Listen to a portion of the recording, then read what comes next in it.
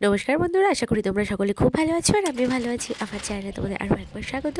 তোমাদেরকে বলেছিলাম যে আমরা রবিবারে সরস্বতী পুজো করি, আমরা সোমবারে বাড়িতে পুজো করেছিলাম।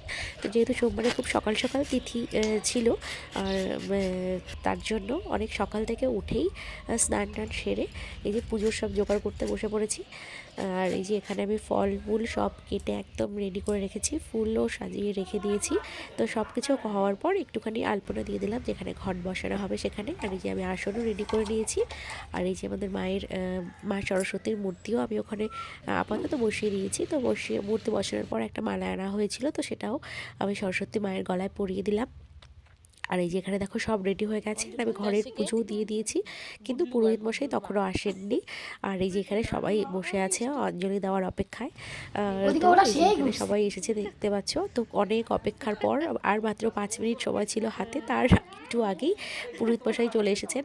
আর তারপরেই ভীষণ তাড়াহুড়ো করে আগে পা ধুয়ে এসে তারপরে মন্দিরে বসলেন। আর যেহেতু পুজোর পর একটু খিচুড়ি রান্না হবে, তাই জন্য পাশের বাড়ির কাকিমারা আর দিদিরা মিলে সবজি কাটছিল। খিচুড়ি আর সবজি হবে তার জন্য।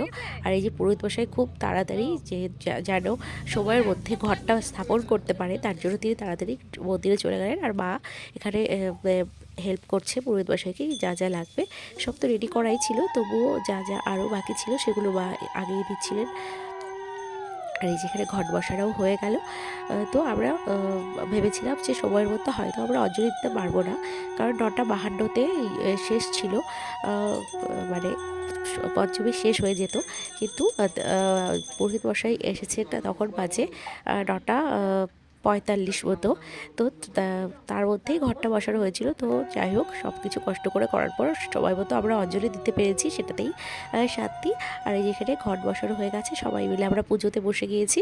আর এই যেখানে মন্ত্র পড়ছেন পুরোহিত মশাই।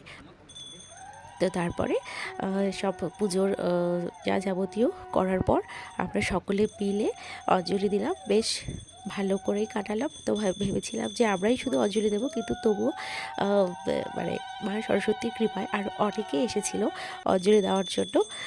তো তেমনভাবে আমরা আয়োজন করিনি বা কাউকে বলাও হয়নি, কিন্তু তবুও মা সরস্বতীর কৃপায় অনেকেই এসেছিল অঞ্জলি দিতে। তো বেশ ভালো লাগছিল যে মা চেয়েছেন দেখেই এত কিছু সম্ভব হয়েছে।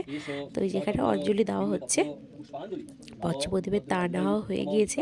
আর হ্যাঁ, আমার গলাটা কিন্তু একটু ভারী হয়ে আছে, কারণ আমার প্রচণ্ড ঠান্ডা লেগেছে। তো সেটাকে অ্যাভয়েড করে যেও তোমরা। তো এখানে অঞ্জলি টঞ্জলি হয়ে যাওয়ার পর তারপর হচ্ছে বাদ বাকি যা যাবতীয় হওয়ার হবে, খিচুড়ি টিচুড়ি সব রান্না হবে। তো এখানে আপাতত অঞ্জলি দেওয়া হয়ে গেছে। এখানে নামপত্র বলছেন পুরোহিত মশাই, আমরা সঙ্গে সঙ্গে পাঠ করছি আমরা। তো এখানে অঞ্জলি আমাদের সমাপ্ত হয়ে গেল। ব্যাস, এরপর শান্তি জল ছিটানো হচ্ছে, এখন দেখতেই পাচ্ছ। তো পুজোটা আমাদের বেশ ভালোভাবেই মিটেছিল, বেশ সুন্দর। সকাল সকাল ছিল যেহেতু তিথি, তাই সকাল সকাল আমাদের অঞ্জলি দেওয়া হয়ে গিয়েছে। আর এই যে পুজোর পর সবাই একটু উলু দিচ্ছিল, তাই জন্য আমি সবার মুখে ভিডিও তুলছিলাম। আর বিউটিতে যেমনি রেখেছে ভিডিও করছি, সঙ্গে সঙ্গে বন্ধ করে দিয়েছে উলুতুষি দেওয়া।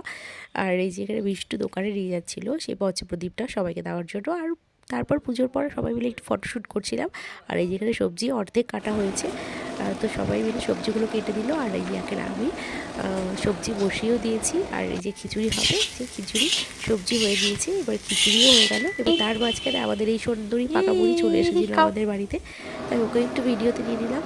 আর এই যে আমার খিচুড়ি বানানো কমপ্লিট। আর এখানে মিষ্টু আর আমাদের পাকাপুরি মিলে ঝগড়া করছিল, কারণ ও বলছিল যে তোর পিসিমণি ভালো না, তাই ও রেগে গিয়েছে। কারণ আমাকে কেউ খারাপ বললেও ভীষণ রেগে যায়, বা আমাকে যদি কেউ বকে বা কোনো খারাপ কিছু বলেও ভীষণ রেগে যায়। তাই মিষ্টু খারাপ খারাপ বলছিল দেখে ও মিষ্টির উপর রেগে গিয়েছিল।